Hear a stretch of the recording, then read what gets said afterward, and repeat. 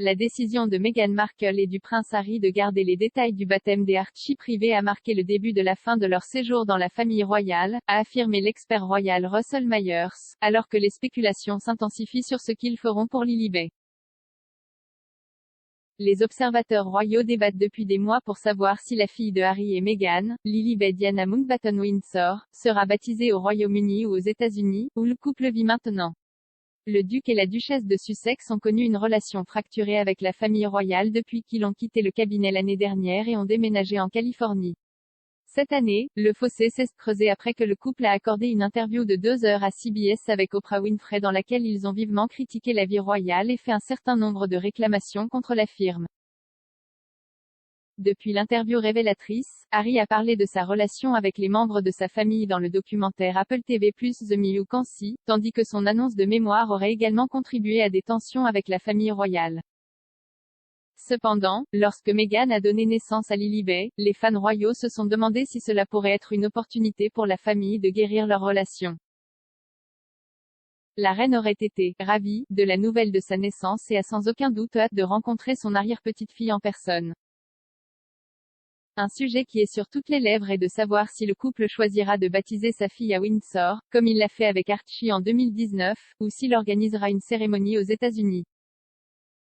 Bien qu'il s'agisse d'un nouveau dilemme pour le couple, le baptême des Archie n'a pas été sans drame lui-même. Les Sussex ont décidé de ne pas autoriser la presse à prendre des photos d'eux arrivant pour le baptême des Archie, comme le prince William et Kate l'ont fait avec leurs 3 enfants. Au lieu de cela, ils ont publié leurs propres photos en noir et blanc du bébé dans sa robe de baptême. Ils ont également décidé de rompre avec la tradition royale et de ne pas révéler qui sont les parrains et marraines des Archie.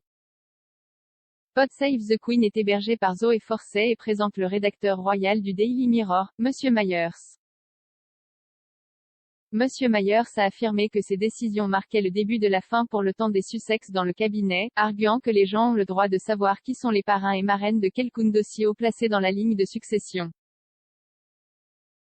Il a déclaré, ce sera très intéressant de voir, si c'est aux États-Unis, s'il y a des images qui émergent aux États-Unis, si vous apprenez qui sont ces parrains et marraines. Revenez à l'époque où c'est devenu un tel problème que Harry et Meghan ont décidé de ne pas divulguer les noms des parrains et marraines. Et encore une fois, il y a eu un grand débat pour savoir si cela importait ou non.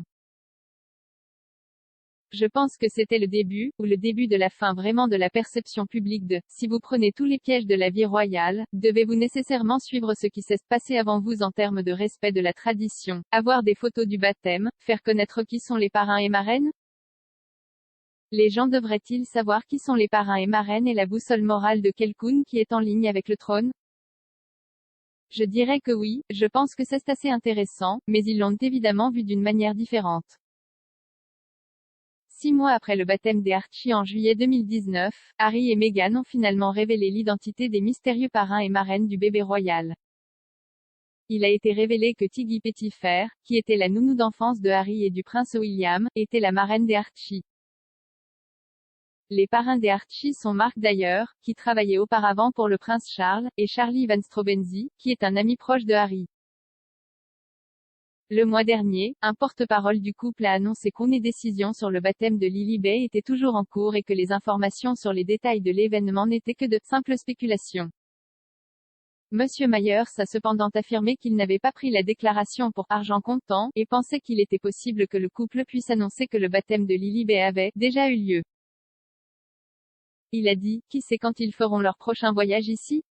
Sera-ce pour le baptême? Sera-ce pour Noël? Je ne pense pas que ce sera cette année. Encore une fois, tout peut arriver. Le mot de leur peuple est qu'ils n'ont pas décidé, sur les plans de baptême. Je ne sais pas si je prends nécessairement cela pour argent comptant. Je pense qu'ils vont probablement laisser tomber une annonce selon laquelle c'est déjà arrivé et ce sera tout ce que vous en saurez.